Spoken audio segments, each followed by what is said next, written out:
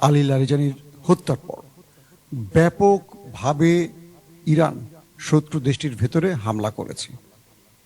শতাধিক মিসাইল, ক্লাস্টারযুক্ত missile, ballistic missile, drone এমনভাবে হিট করেছে পুরো দেশটার মধ্যে, সারা রাত ধরে সাইরেন বেঁধেছে এবং বিভিন্ন জায়গা থেকে আগুন আর ধোঁয়া দেখা গেছে। দ্বিতীয় গুরুত্বপূর্ণ খবর, আরবের বেশ কয়েকটি দেশে কালকে রাতে আবারও ইরান হামলা করেছে।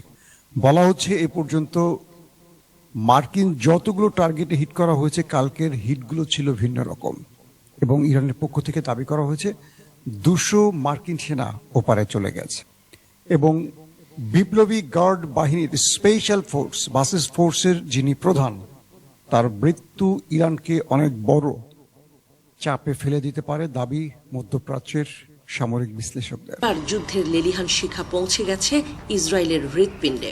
ইরানের বিশেষ বাহিনীর ছোড়া একঝাঁক ক্লাস্টার মিসাইলের আঘাতে দক্ষিণ তেল আবিব থেকে শুরু করে রামাত গান সবখানেই ছড়িয়েছে আতঙ্ক।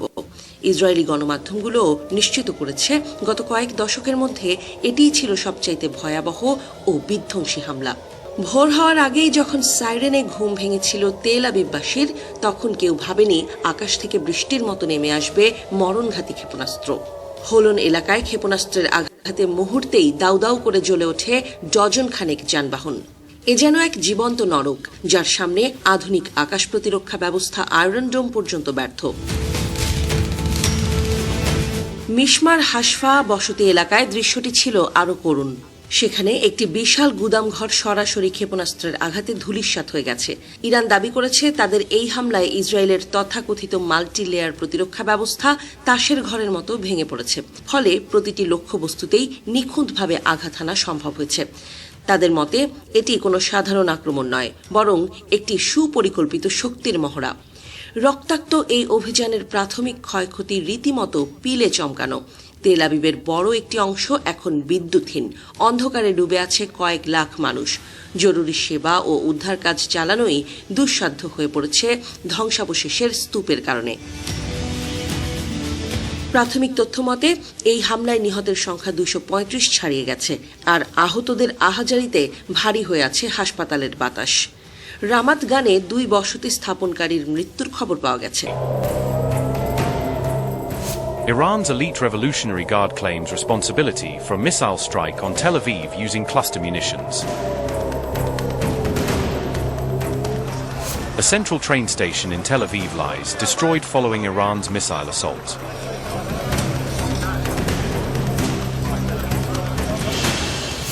Israeli authorities reported several fatalities in the Tel Aviv area after the latest attack.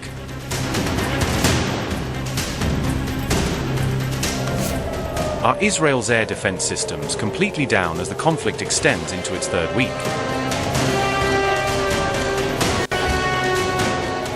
On the night of March 17th into the early hours of March 18th, Iran launched a series of coordinated missile strikes on Israel, describing the assault as a direct retaliation for the killing of senior Iranian leader Ali Larijani. Earlier on March 17th, Israeli officials publicly confirmed that a precise targeted strike had eliminated Iran's top security official, Ali Larijani, marking a major escalation in hostilities between the two nations. Missiles used cluster-type warheads, causing widespread damage intended to overwhelm Israel's air defenses. The latest barrage also followed earlier strikes on Jerusalem area towns, leaving central Israel under continuous sirens. The intense missile barrage that struck the Tel Aviv region underscored just how vulnerable Israel still remains to Iran's expanding missile arsenal and its evolving strike capabilities. Israeli rescue agencies warned that the full scale of destruction from the overnight strikes was still becoming clear, with many damaged sites yet to be reached by emergency teams.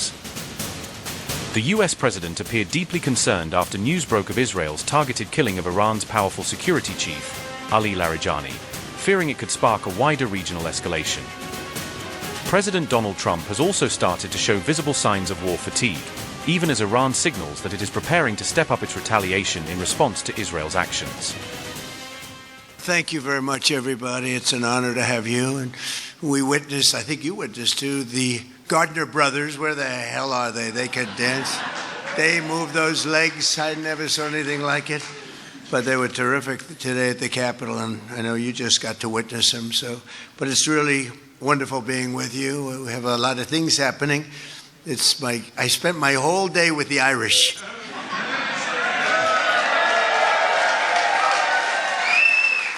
And I should have been spending it with the Iranians, but that's not, in a different sense. We're doing very well, I will say. We're knocking them for a loop. They can't have a nuclear weapon, and they now understand that very strongly.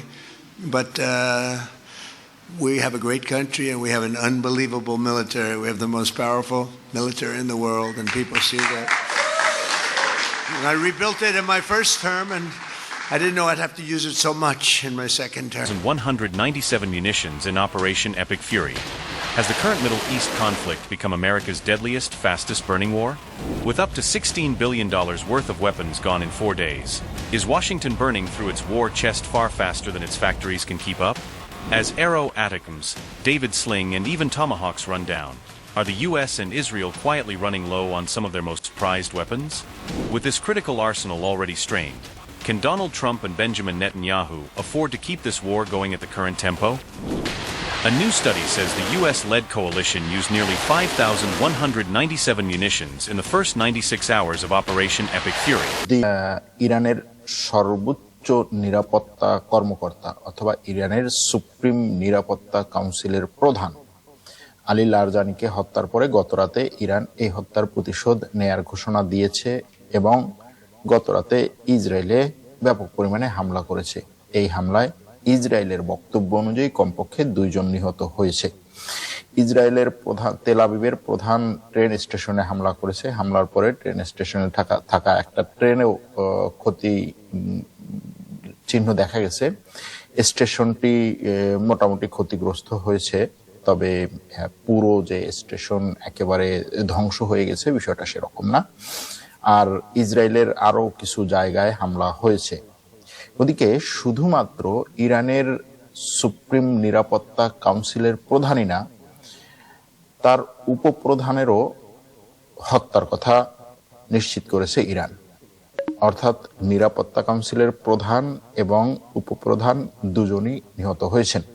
ওদিকে ইরানের বিপ্লবী গার্ডের special force, এই special ফোর্সের প্রধান নিহত হওয়ার কথা ইরান নিশ্চিত করেছে। অর্থাৎ ইরানের যে গত রাতে ইসরায়েল 2 জনের কথা বলেছে, সেই 2 জনের সাথে আরো একজন, 3 জনের মৃত্যুর কথা নিশ্চিত করেছে ইরান।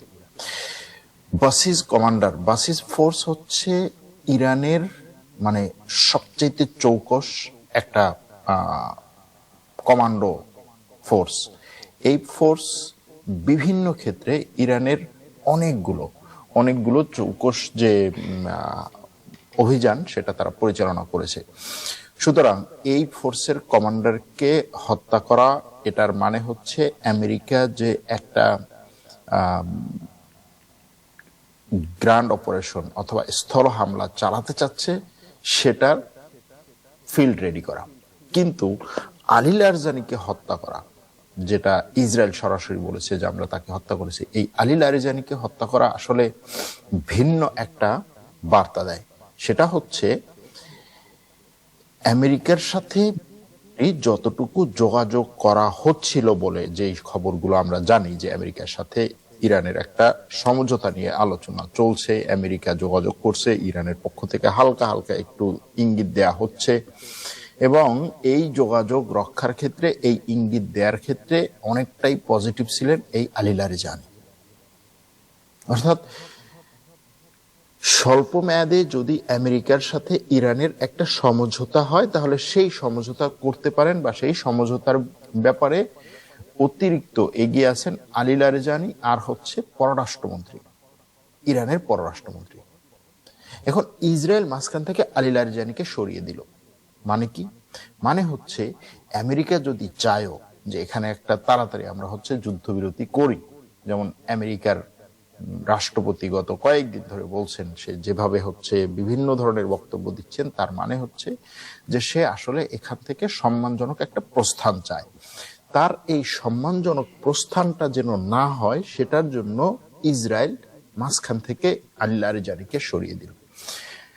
এখন এটার ক্ষেত্রে আরেকটা প্রশ্ন আসে, সেটা হচ্ছে যে ইসরায়েল শুধুমাত্র কি একাই তাকে সরিয়ে দিয়েছে, নাকি এই ক্ষেত্রে আমেরিকার কোনো গোয়েন্দা তথ্য সে ব্যবহার করেছে, অর্থাৎ আমেরিকাও এটার সাথে ছিল কিনা, এটা এখনো পর্যন্ত আমি জানি না আমেরিকা এটার সাথে সরাসরি ছিল কিনা। কারণ এই মুহূর্তে যুদ্ধ কেন্দ্র বা যুদ্ধ পরিচালনার যে মূল শক্তি বা যৌথ যুদ্ধ পরিচালনা কেন্দ্র যদি বলি আমেরিকা এবং ইসরায়েল, সেখানে সব ধরনের তথ্য আসে এবং সেই তথ্য অনুযায়ী তারা পদক্ষেপ নেয়।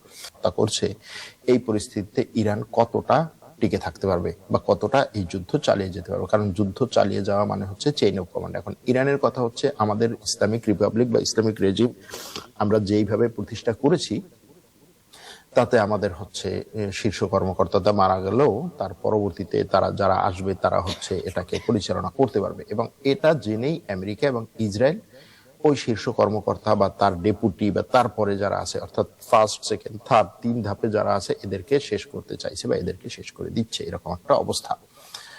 ওদিকে ইরানের সর্বোচ্চ ধর্মীয় নেতা মুজতবা খামেনেই কোথায় আছেন এটা নিয়ে ট্রাম্প ব্যাপক পরিমাণে হচ্ছে একটা ভাইব তৈরি করার চেষ্টা করছেন। তার কথা হচ্ছে যে ইরানের সর্বোচ্চ ধর্মীয় নেতা হয়তো আহত অথবা দেশের মধ্যেই নাই, তারপরে হচ্ছে সে হয়তোবা নিহত, এই ধরনের কথা। কিছু কিছু গণমাধ্যম কিছু কিছু মিডিয়া এ ধরনের খবর করেছে যে সে মস্কোয় গিয়ে অর্থাৎ রাশিয়ার রাজধানীতে গিয়ে তারপরে চিকিৎসা নিচ্ছে, এত বেশি আহত। রাশিয়ায় থাকা ইরানের দূতাবাস এবং ইরানে থাকা রাশিয়ার দূতাবাস এরা এটাকে খবরটাকে নাকচ করেছে যে না, সে মস্কোতে যায় নাই, সে রাশিয়াতে যায় না, এরকম কোনো পরিস্থিতি হয় নাই। এটাকে এইভাবে হচ্ছে তারা নিশ্চিত করেছে বা নাকচ করেছে খবরটাকে। একের পর এক গভর্নমেন্ট অফিসিয়ালস, নেতা, মন্ত্রী, সায়েন্টিস্টকে ইউএস ইসরায়েল হত্যা করেছে, but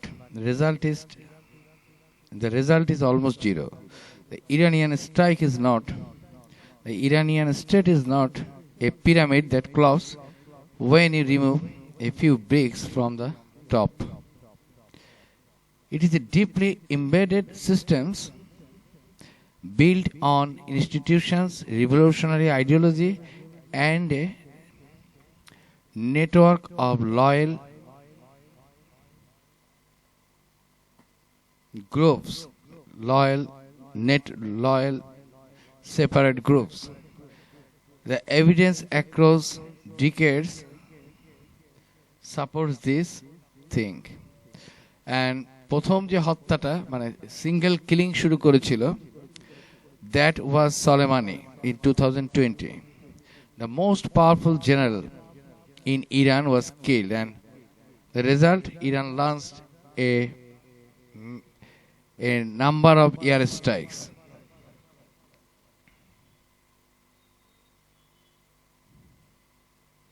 And the guard continued operating in Iraq and Syria, and his successors barely skipped a beat. এরপরে নিউক্লিয়ার সায়েন্টিস্ট ছিল 2010 to 2020.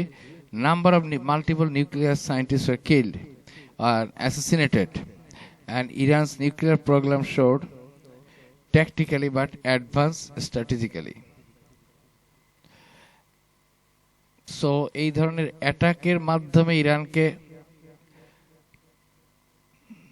ডিসেম্বল করা যে চাওয়া আমেরিকান বা ইসরায়েলের, সেটা আসলে কার্যকর হচ্ছে না।